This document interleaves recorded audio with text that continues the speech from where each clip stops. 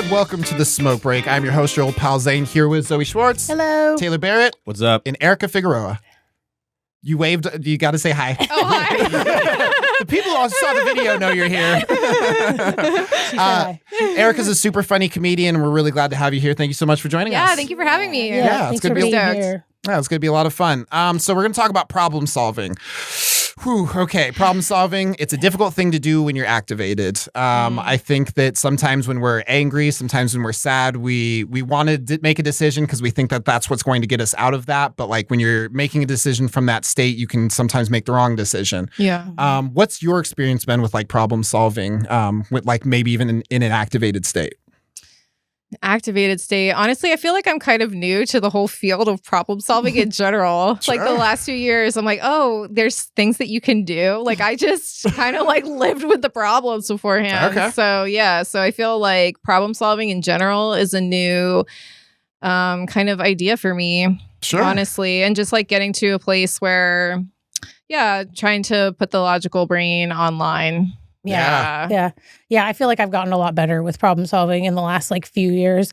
I feel like, well, and even realizing that like it's not something you can do when you're activated very well. Yeah. And so it's like part of the lesson of like choosing to get regulated before you make big decisions. For sure. Or before you decide that something's like hopeless. Yeah. Because things feel like, that's what I was going to say is I think like it feels like there is no other options when you're like really activated. Yeah. But often when you calm down, then there's like all these other avenues you didn't see and create space for problem solving that there wasn't before. And to add on to what you were saying, Erica, like it kind of sounds like you took a really like passive route to problem solving where you're just like, if I don't kind of necessarily engage with this, then maybe it'll just like dwindle or die down, or I can come back to it later or something. And I do think that is kind of a like that is a way to problem solve, but you don't always end up getting your own solution out of that. Yeah, it was very fatalist. It was just like whatever is like I don't have the power to change anything, so I didn't build the skills to try and change anything. Yeah. Well, I can relate to that for sure.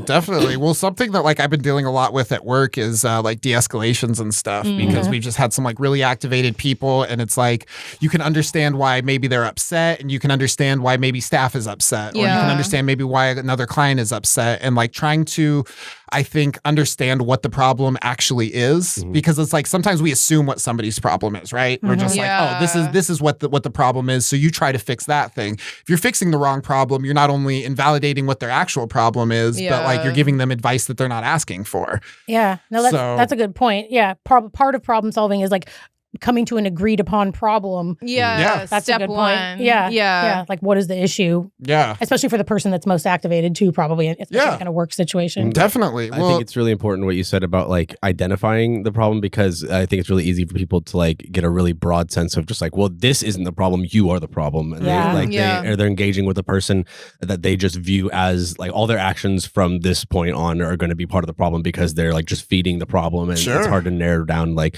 well, the problem is that isn't that we misunderstood each other, that I interpreted something you said this way. It's that this person is a continuous like repetition of this problem. Yeah. Well, and I think it's like it's dehumanizing because it's like the human part is like giving that person just like, what is your problem? You know, you're humanizing that person. But if you just say that a person is a problem, then like you're taking out of like any problem solving or any like humanizing of the person or the situation. Because like maybe their problem, we had somebody who was like super upset by something, and it was like the thing that they were upset about was reasonable, but the reaction wasn't. Okay. So it's like we have to address that, like, first what they're upset is right, but we also have to address that the reaction was wrong. Yeah. So I think that that's a really important part of problem solving, is just understanding both sides and trying to figure out like what the problem is, you know, what it is on my side, what it is on your side, and like what's a common solution we can kind of meet up on. Yeah. Well, that makes me think too, like it totally depends on like how big the problem is, like what problem solving looks like, right? Like if someone's in crisis, problem solving looks like safety first, right? Yeah. But like if someone's just like in an argument with a friend, it's like communication. Like how do we communicate differently so we can understand each other's perspectives? So I think like the steps in problem solving are totally different depending on like the scale of the problem. Yeah. Definitely. Exactly. Yeah. Definitely. And I found that like scaling back to something that like both parties can agree on, like whether even if it's like simple or almost like redundant at a certain point, like just continuously scaling back until it's like okay, well we both agree that there was a miscommunication. Whether or not we're agreeing where the miscommunication was, we can both agree that there is and was a miscommunication. So like, let's work from there. From identifying that, now we can identify what that miscommunication was. We can talk about how it made each other feel. We can talk about progress and like how to move forward, but like scaling back to a mutually agreed upon like where things went awry is I think a really important like starting point. Definitely. Well, and agreeing there was a miscommunication is like a place for two people to both take some responsibility versus there being a problem person or whatever like you were saying. Definitely. So like what is like a situation where you maybe found yourself like activated and you're like, maybe I didn't make the best decision because of where I was coming from? Got a little bit of a smile. I don't know. Oh my God. Man, I feel like I used to do that all the time. Okay. Yeah, I feel like I used to do that all the time and just like feel kind of carried away with the intensity of what I was feeling. Yeah, of what I was experiencing. I feel like that's really calmed down the last few years because, letting time soften things, letting time lower however you're feeling, make a lot better decisions. But I think stepping away is a big part of problem solving. Yes, absolutely. I think there's certain things that can't be solved in the moment, you know, and it's no matter how much you want to, like taking a step back and allowing either yourself to calm down or the other party to calm down allows you both to like come from a regulated place and be like, this is what we're trying to accomplish. And also kind of on that note, like sometimes problem solving, like people don't always necessarily need you to solve their problems for them. That's a good point. Yes. And sometimes like the problem solving is literally just listening and just validating how they feel and just being there. Yeah. And I think an element of that is trusting that the other person can, like if it's their own problem, trusting that they can figure their own problem out too. Definitely. Like they just need someone to be there for them. Yeah. Like a sounding board. Yeah. I definitely agree with that. Cause like my approach to peer mentorship is never like giving you the answer. It's asking you what A, you think the problem is, and B, what you think a solution could be. Because like I think that most people have the answer. They just don't have a sounding board, you know? Sometimes you have to say it out loud to be like, nope, that was stupid. Or actually that kind of is a good idea. Yeah. I think that's a really good point though too, because I think a lot of people do go to problem solving like automatically. And sometimes problem solving isn't what people need. No, it's annoying. It's harmful. It made me think like a part of problem solving with somebody when someone is upset or upset with you even like is asking what they need in that moment. Yes, asking what they need. I've kind of learned too to tell people in advance, like I don't need to problem solve right now. I just want to vent. Yes, exactly. I like that you brought that up because I think that that's an important question that like people who are listening need to ask is, you know, hey, are you in a problem solving state of mind or are you venting? You know, because when somebody tries to like love my mom to death, but sometimes when I tell her that something bad is happening, she's like, oh, have you tried? Oh, have you tried? Oh, have you tried? And it almost takes away from like if what feels like it takes away from the fact that I've tried everything. You know, it's almost like you're saying you know better than me because you have the answer and I was just coming to you for it, you know. So finding out if people are at a place for problem solving I think is important. I found myself asking like if people come to me with a problem or I can identify there's a problem happening around me, I usually try to ask like, do you want suggestions or just someone to listen? Yep. And that usually helps begin the navigation into like two different possible scenarios. Yeah, you know? exactly. And it's more often than not, it's just listening. Yeah. Yeah. Well, I like what Erica said too, though, because I think like we all need to get better at that, but also we can all get better at like prefacing like, hey, this is what I need from this conversation right now. I think both like we all need that skill better on both ends. Definitely. Yeah. Yeah. It's hard to not sometimes view like problem solving like a chess match where you're like you have to make all the right moves. Like it's never that black and white, but it's often a lot more just like a tangled ball of yarn where you just kind of have to like slowly work through it and be patient with it. And like peel back the layers a little bit. Yeah, see progress in certain areas. Maybe you don't have the whole ball undone, but you do have this part loose. You know? And you're able to kind of just like navigate it, you know. And but like I think you have to be very patient with it. You can't just like, hey, what's my next move? What's my next move? What's my next move? It's not that like interactive. It's a lot of listening and just paying attention. Yeah, I think that requires a lot of faith and trust. Agreed. Definitely. Tell me more about that. Well, I feel like you have to have faith that, okay, I've got this one part of the ball of yarn figured out, and I just have to have faith that like once I've worked with that for a while, then the next part will reveal itself to me, and then the next part. You just have to have faith in yourself. That you can figure it all out, even if you don't see the whole roadmap in the moment. Definitely. Yeah.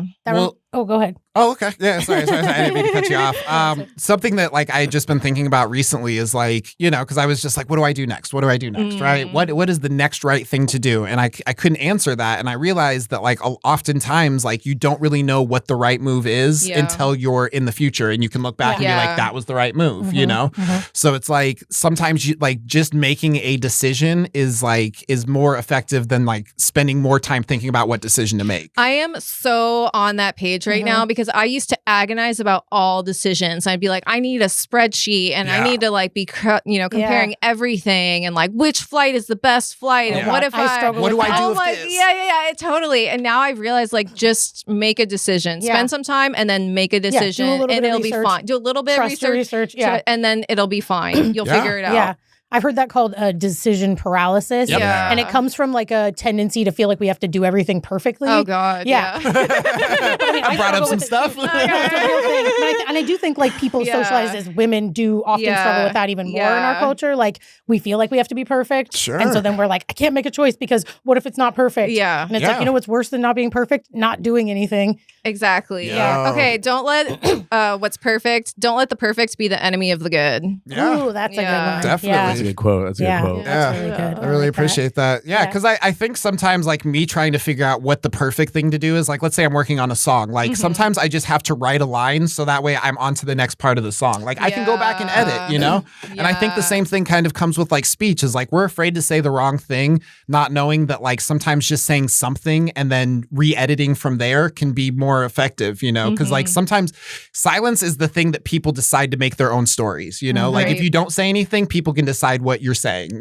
But if you say something, even if it's the wrong thing, you have a chance to, hey, I realize that's what I said, but that's not what I meant. Yeah. This is what I meant. It's better than whatever story they come up with or whatever, So that makes me think about joke writing too. Like when you're like, this isn't funny enough to try. And then it's like, sometimes you just need to try it, figure out what part about it's funny and then keep going. Like you don't always need a punchline right away when you have a joke idea or whatever. Like I know it's a little off topic. No. It's not. It's a comedy mental health podcast. So I think it's perfect. I think that's actually a really good example because there's definitely been times where like I've come in with like my idea of a joke and then like riff something and it's like had I done everything by the book, I wouldn't have come up with the riff. Yeah, totally. When that happens, I feel like I've been working on loosening attachment because I'll have attachment to the way that I wanted the joke to work. Totally. And I'm like, well, that's the way that I wrote it. This like, the way that it worked on stage, that was just a riff, that wasn't like, I didn't write that. It's like, no, you wrote that. Yeah, exactly. Well, and you wrote that, it counts. Yeah. In the process, you discover that there's something that's funny about it that maybe you didn't realize was as funny as it is or like to other people. Yeah. And go with what works. Exactly. Go with what works. But you don't know what works until you say something out loud. Exactly. Yeah. I was thinking about that this morning about how like you just have to try so much stuff. You just have to have a williness to put garbage out there. To fail. To fail. Willingness to fail. That's the scariest part. That's a much better way of saying it. And the perfectionism thing comes in there too because it's like sometimes you just have to just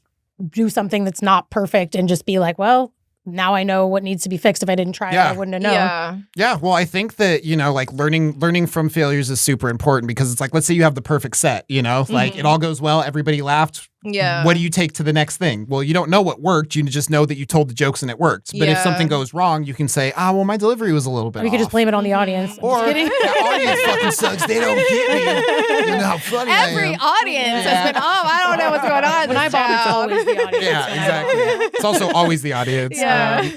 No, but that makes me think about being like self-reflective too. Like that's a part of problem solving too, is like being able to look at yourself like authentically and be honest with yourself about. And look at the way that you've tried to solve problems in the past and be like, yes, this worked. No, this didn't work, and try to like come up with a better solution. Like I think that we have to be able to look at the things that we've done and the things that like as like a basis for like the things that we want to do. Like sometimes it takes saying the wrong thing to figure out what the right thing is. I love getting to a more objective place with all of that and being able to look at what happened from like a non-charged point of view and like not tying your worth to what happened. It's just like more like a tactical thing of like, okay, like you were saying, like that worked, that didn't work. It's not necessarily a reflection of me. Yeah. And I think actually doing comedy has helped me with that a lot. Same. Definitely. Yeah, me too. Well, excellent. I think that came to a nice little close. Yeah. Perfect. All right. Well, we're going to take a real quick commercial break and we'll take a real quick break. Just a regular ass break. And we'll be right back. Sponsor to be determined. Oh, hi. And we're back with the smoke break. We're here with Zane Thomas, Pew, pew. Erica Figueroa, and Taylor. I forgot your last name. Barrett. Like I'm not good at introducing. It's new for me, okay? Oh, you're all good. Last time I called Zane Taylor, so this is an improvement. We're working on it. I was like, are they going to say their names? Am I going to say their names? We're going to go for it. We're going to talk about toxic relationships because we all love those. No, but I think we've all probably experienced, like whether it's an intimate relationship or just a friendship or family or whatever. I think the thing that I've been working on with toxic relationships is like, how do we heal from the toxic relationships we've had in the past and then try not to like carry the patterns on into our future relationships? Because I think like sometimes even when you're like not ever the toxic person, I'm just kidding, but sometimes it feels like the relationship maybe was toxic because of, one party. But I think we can still develop toxic behaviors and habits from being in those relationships, whether we're the source of them or not. Yeah, so I think that's something that I've been working on is like, how do I not carry all of that or assume that something is toxic because I'm used to it or react in a toxic way because I'm used to something being, So I think that's where I'm at with it. What about you, Zane? How did toxic relationships show up in your life? Yeah. So, I mean, I guess like in my life, I haven't been in a lot of relationships, but I can definitely identify the parts that were toxic. I can identify the parts where I was toxic. I can identify the parts where somebody else was toxic. But I think it really kind of comes down to like when toxicity really starts to build is like, it comes from, in my experience, an unwillingness for like either both sides or either side to like, commit to like problem solving, like compromise, problem solving, understanding. I think a lot of toxicity comes from like refusing to understand somebody else's viewpoint. Like somebody's just like, hey, this thing that you're doing, it's hurtful. And you're just like, it's not hurtful. It's just the way that I communicate. And it's just like, listen, if you get drunk and be mean to me every time that you do that, like that's hurtful. That's, and it's like, well, the problem isn't that, what I'm saying, it's how you're reacting to it. I think that, it comes from like a place of like not problem solving. So, I mean, I think that like in my experience, the going forward, like to avoid toxic relationships, I need to know somebody's problem solving capabilities, somebody's willingness to communicate, because I feel like, it becomes toxic when communication shuts down. I think it's important too that you're using that to like learn your like immediate needs. Yeah. You know what I mean? Instead of like the assumption that everybody's like this. So just fuck it all. Like I think it's a really healthy kind of like piece of growth to identify in yourself is these things got to that point because I wasn't able to identify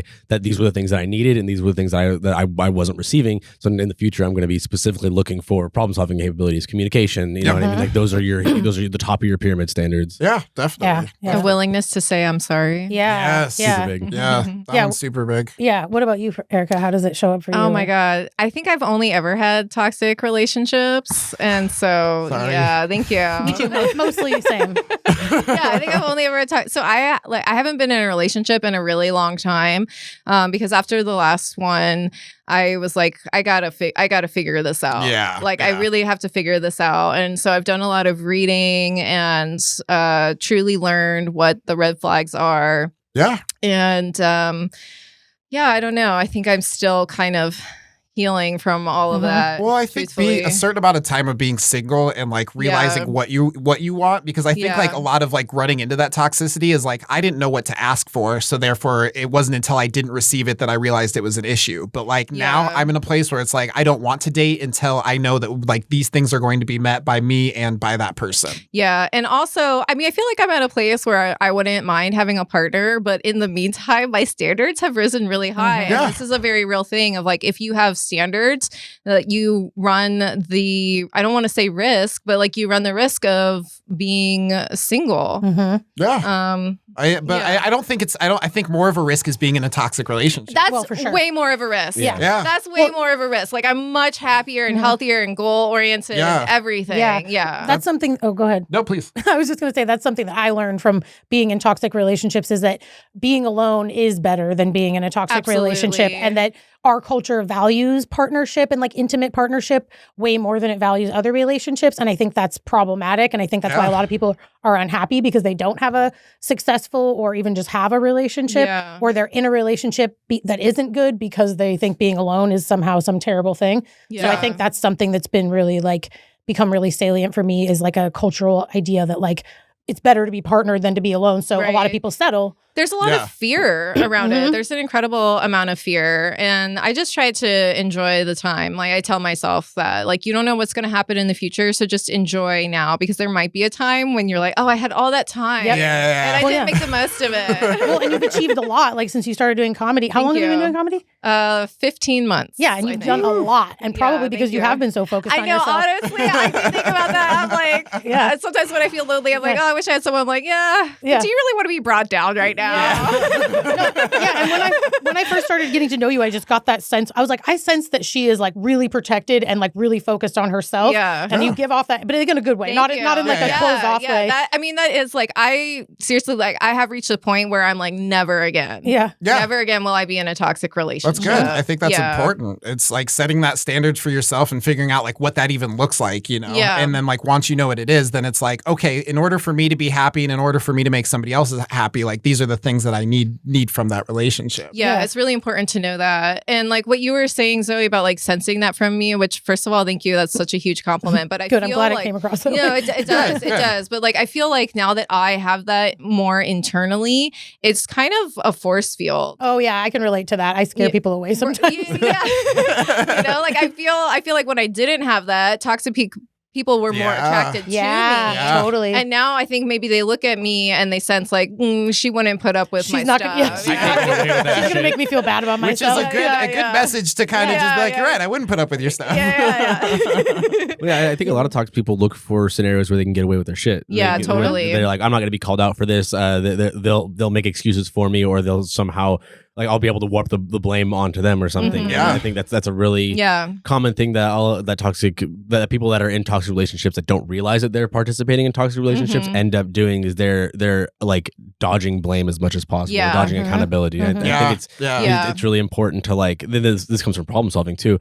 I think it's really important to be able to kind of like shed your immediate reactions to scenarios and just be like, what is the solution here? What is like how have I participated? That's a big one. I think accountability. I think kind of what you said, the willingness to say sorry is like a big part of it, because it's like you can maybe get past the first problem, you know, but it's like if you're stacking up all these times that you didn't apologize, then it's like the person in their mind is just like, okay, so they're okay with doing it, or they thought it was okay, or like an unwillingness to admit when you're wrong. I feel like kind of just it makes you infallible. So therefore anything that you do is fine. Right. And it's like if you can admit like, hey, how I reacted, what I did in this moment was incorrect, then it's like, then that's coming from a place of like, I know what I did was wrong and I'm willing to make it better. But if you can't identify what you did was wrong, then it's really hard to like trust that you're going to do better, because you don't know what you did was wrong. It's a dead end to me. It's definitely. You can't engage with a brick wall. Like it's just not going to go anywhere. But also like what you were saying about accountability, this is really hard and it's really tricky, but I feel like if you've been in toxic relationships, there's like a level of taking accountability of just reflecting on yourself and like, why didn't you see the red flags and why did you, and not in a blaming way, not in a victim blaming way, but like 100% in a way of how can I make sure that this doesn't happen again? What is it that's been in me that's allowed toxic people into my life? Why didn't I protect myself a little bit more? Yes. Why didn't I protect myself more? That's I was thinking about how like, because my first like few relationships were really toxic, it was like I was so busy fixing them or trying to deal with whatever their problem was, you know, like say like alcoholism or something, you know, then it's like, it didn't give me the opportunity to like acknowledge that like I have stuff that I need to work on in relationships too. And my last relationship was like, the first half was like really healthy and then the second half was kind of toxic. And so I feel like as that one ended, it's given me a lot more space to be like, I think I have toxic behaviors too. And then also to learn how I probably developed those from being in repeated or from like, my parents' relationship or my dad or whatever. You know what I mean? Like how you view relationships, you know, I realized when I was younger that I have a view on like how relationships are supposed to be, prototype or whatever. Yeah, and expecting but like my partner to like view it the exact same way, and that's a layer that I've had to shed and be like if I'm with somebody, I'm with them because like for all of them, and that includes how they view relationships, and where like the goal is to kind of get to a mutually agreed upon spot of like where we want to be and like have like a mutual respect and like and communicate that effectively and like in a way that validates both of our perspectives, you know? I think that's a really difficult spot to get to, and expecting somebody else to have done all the same legwork as you is also they've done their own legwork, and it's going to be different, and it's hard to get to that mutually agreed upon spot. Yeah.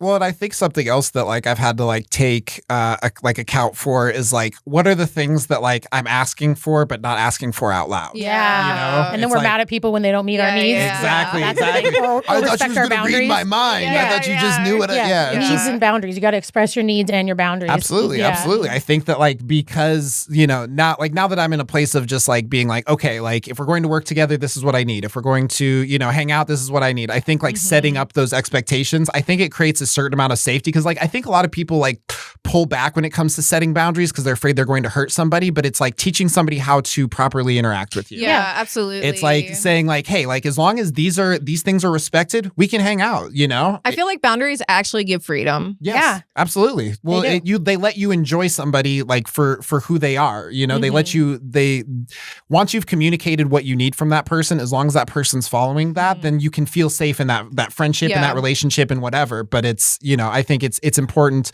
at least on my half, to be able to say like, hey, like this activates me, and like I don't want to react this way, but like 9 times out of 10 there's a good likelihood that like if you keep treating me like this, I will keep reacting this way. You know, I statements. That's why we got to use I statements. Yeah, exactly. So how would a better way to put that? So I was just working on this with a client the other day. Okay. There's a couple different formats, but it's basically like it's like objectively describing the situation without blaming, and then identifying how it made you feel, and then requesting for a change in behavior next time. It's kind of like so it's like you can either be like, I felt this way when your voice was raised or whatever, instead of like when you were yelling at me. Yeah. So like an example of it being objective would be like, when you raise your voice, it makes me feel this way. I need you to be aware of your voice when we're arguing in the future, or something like that. Can you please be conscious of how your voice affects me? And I like the way that that's set up, because it identifies where you see a problem, and it gives them like an opportunity to do better. It's a simple ask. It's this is where I'm seeing a problem. This is what I'm asking from you. So it's I think both parts of that are extremely important, because sometimes we just say, I need you to do this without saying what the problem is, or we say what the problem is without offering them a solution to do better. Yeah. And identifying your feelings as your feelings, not something they made you feel, but just like the situation. I feel this when this happens, instead of like, you do this and you make me feel this way. Yeah. So it's really like language is powerful. You statements versus I statements, right? Yeah. Like, some like what I was saying about like the legwork that the people have done. I've noticed that using those kind of statements, like the very formulaic type of statements, with people that haven't been to therapy, they think it's super weird. It makes their brain explode. Yeah. They're just like, why are you talking like that? Oh my gosh, I literally had someone tell me, I don't know what language you're speaking. And you're like, oh, so you haven't gone to therapy. He's like,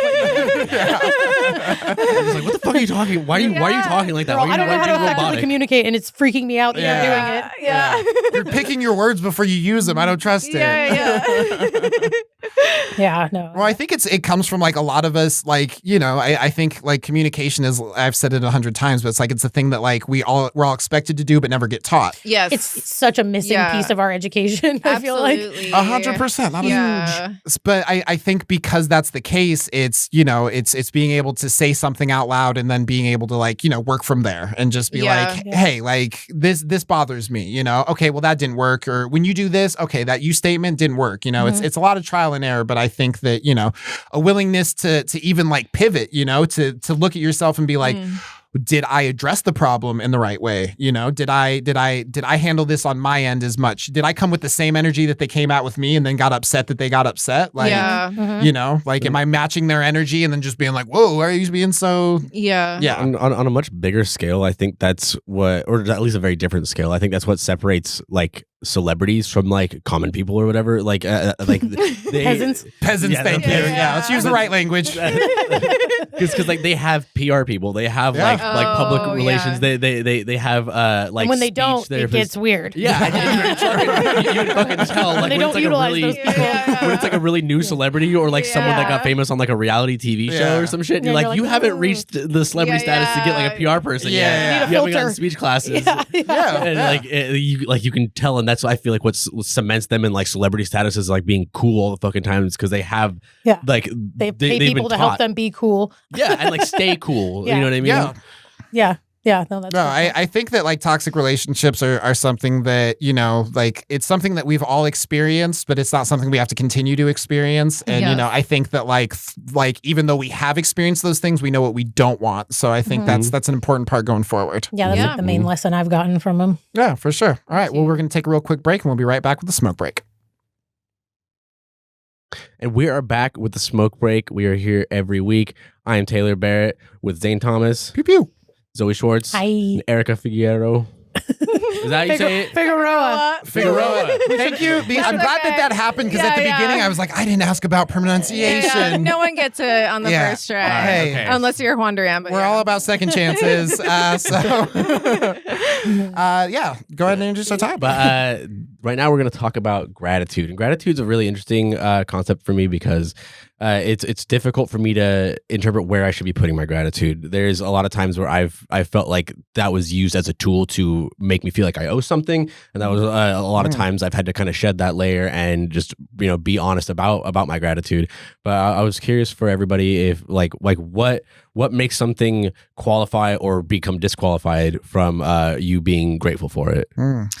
Whether it's an action or a gift or what. Well, I think mindset, right? Like you could choose to find something to be grateful for, even in a bad thing, right? Because you could be like, this could have been worse. Yeah. So I think it's like your perception, like probably of, and your ability to like reframe things. Yeah. What are the gifts that this bad thing can give me? Which gets into tricky territory, but like, always. Yeah. But it's a part of like how we cope with all the horrible shit that we don't have control over in our lives, is that we have to pick out little things to feel grateful for.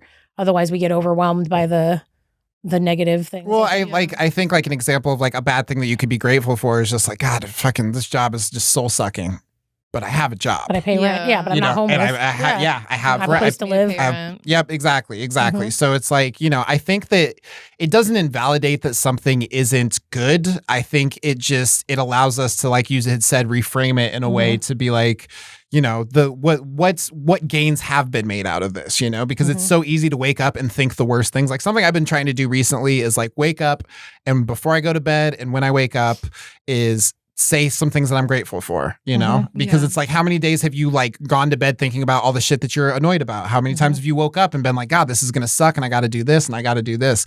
Just the practice of like waking up and going to bed to those two things, like the beginning of your day and the end of your day, is like made a huge difference because I'm thinking more about the things that I do have and not the things that I don't. Yeah. I've been trying to do that lately too, and I'm inconsistent with it, but I want it to be an everyday process. And it's okay for it to also to have days of like begrudging attitude. Yeah. Gratitude. Not begrudging attitude and gratitude. Yeah.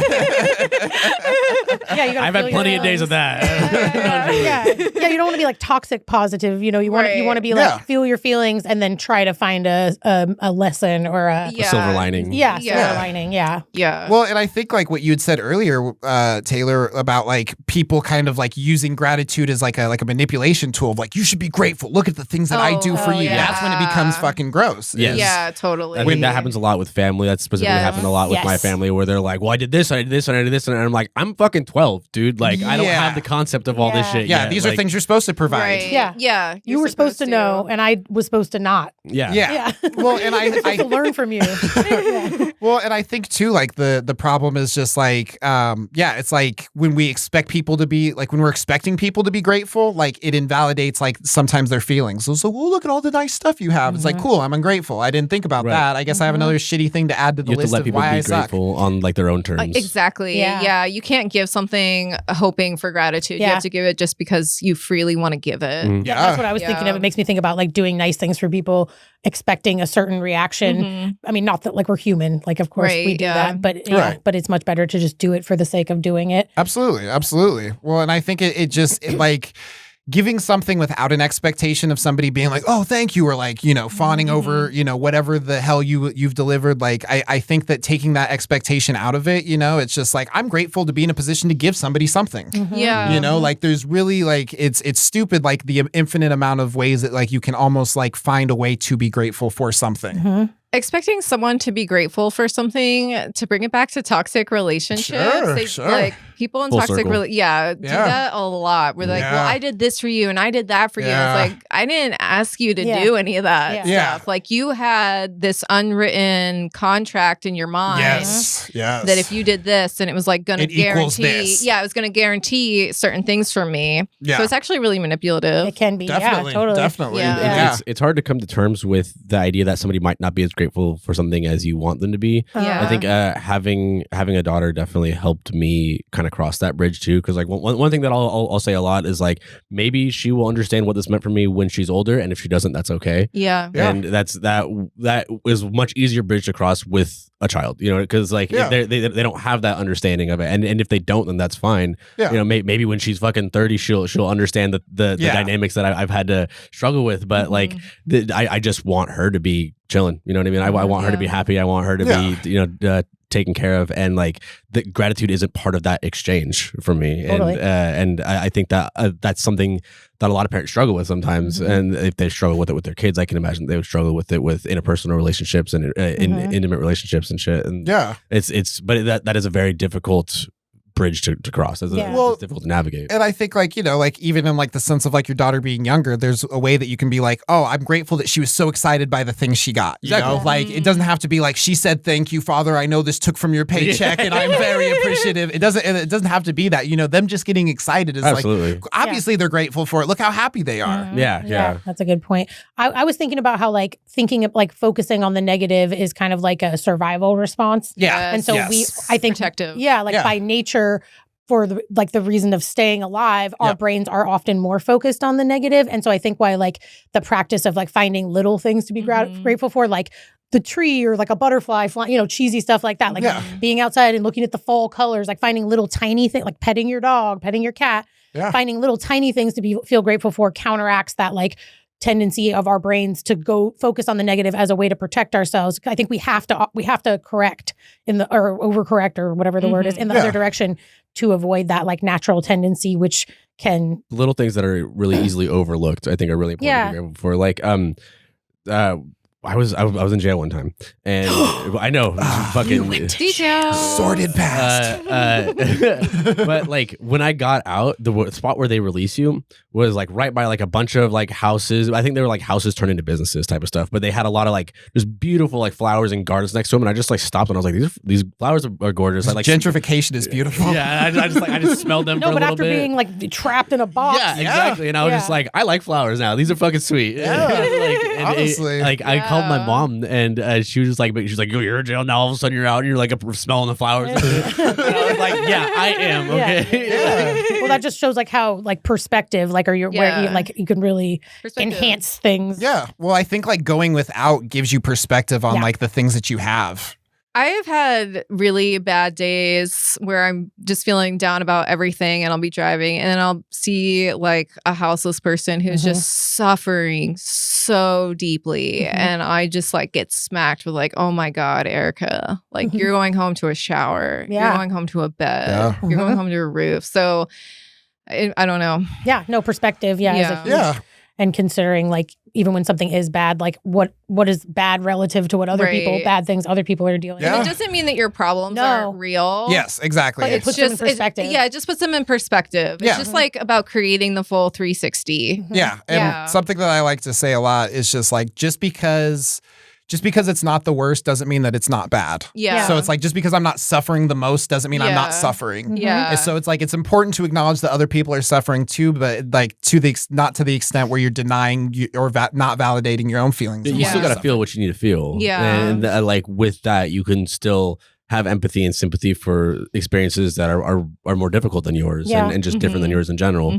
Yeah. Well, it makes me think about the idea of like self-compassion. And one of the like when I was reading this book about self-compassion, one of the key tenets is like acknowledging that you're not alone in your suffering. Sure. So I think there is like there's a lot of power in intentionally not like feeling isolated in your struggle and acknowledging that everybody struggles. Yeah. You know, so I think it's kind of similar. It's a little different, but I think it is similar. Yeah. Well, I mean, I think it's finding, you know, like commonality, because it's like, I feel like when we suffer the most is when we feel we're the most alone. Yeah. You know, it's like when we feel like we're alone in our suffering, we're the only one who's made this mistake, you know, like it's the, hey, somebody else might be suffering very similarly to me, you know, and they got through this, or, you know, like just being able to be grateful that we have people to look up to and just be like, hey, like, you know, this person struggled with, you know, houselessness, but like, look at them now, you know? And it's like, you can almost be grateful for your, you know, your influences and just the ability to see people succeed when like maybe they hadn't in other cases, you know? Humans are very community-based creatures. And I think that is a really important part of it is not having isolating experiences. That's why I think it's hilarious when like alpha macho bros or shit, they always use like pack animals to identify. They're like, yeah, I'm a wolf, and it's like those run in packs.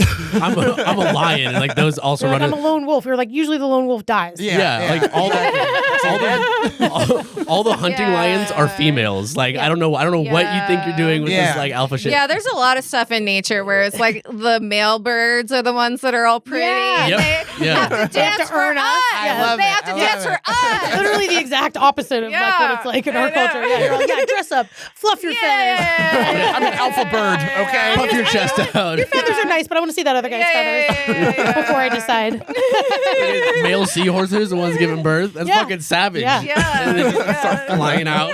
Male seahorses are woke. Seahorses are woke as fuck. Yeah.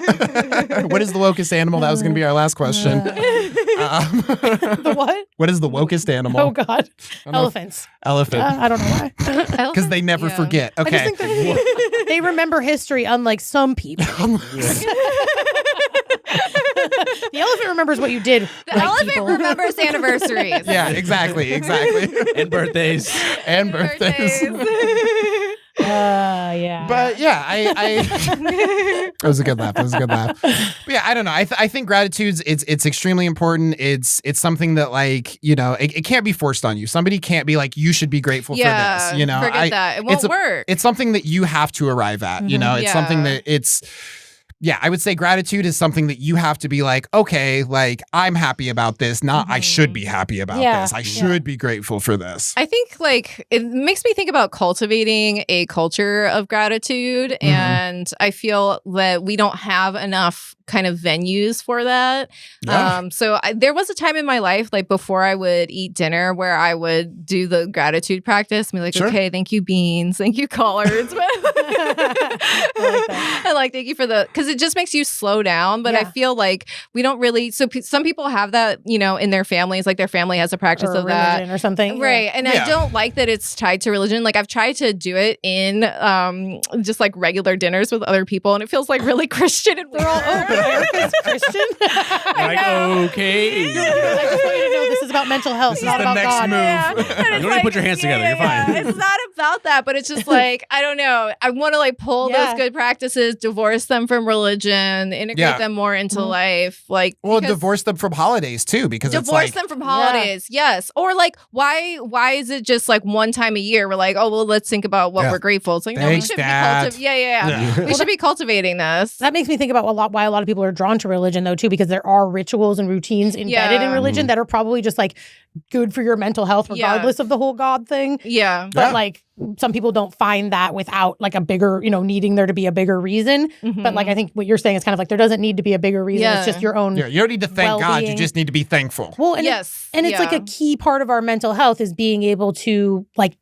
be in control of the way we evaluate things and like acknowledge that we have a lot of power in the way that we evaluate things. And if we constantly remind ourselves of why things are shitty, we will feel shittier and put out shittier energy. And if we constantly try to find positive things, or even not constantly, but just remember that it's an important practice, you can literally like impact your mental health significantly. So I think it's really important for mental health to be able to I think find things to be grateful. Grateful. Grateful for. Grateful. I'm very Speaking grateful. That's like proper when something's English. rad and you're grateful. Super radical, bro. Misspeak. I made up a new word. Way to think positively, Erica. Welcome to the show. Yeah, I think there's a lot of benefits to a lot of different religions. I think it gets really icky when it becomes extremely organized and extremely monetized. But I think a lot of that's why people are drawn to it, right? Yeah, it is big. Like there's a lot of like practices and rituals and things that, and just like the idea that there is something higher and that there is that like it's going to be okay. Like there's a lot of like benefits to things like that. It's just when it becomes extremely organized and extremely monetized, that's where I get uncomfortable. Same here, yeah. But I think the key components, like they are good for your mental health. Like, so it makes sense why it makes people feel better to have something to believe in. But I think we can believe in ourselves and we can believe in like our own ability to and still have like practices and rituals that like enhance and like and make us feel grateful for things. But I think it's empowering too for it to be more about us versus like some all-being creature that like or person or whatever. Thank you, God, for giving this to me. Not thank me for making this happen.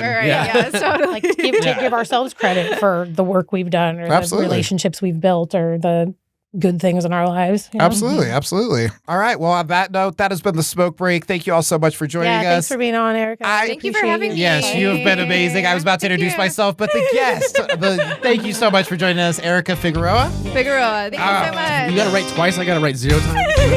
Next time, motherfucker. That's been the Smoke Break. We'll see you next time. Peace out.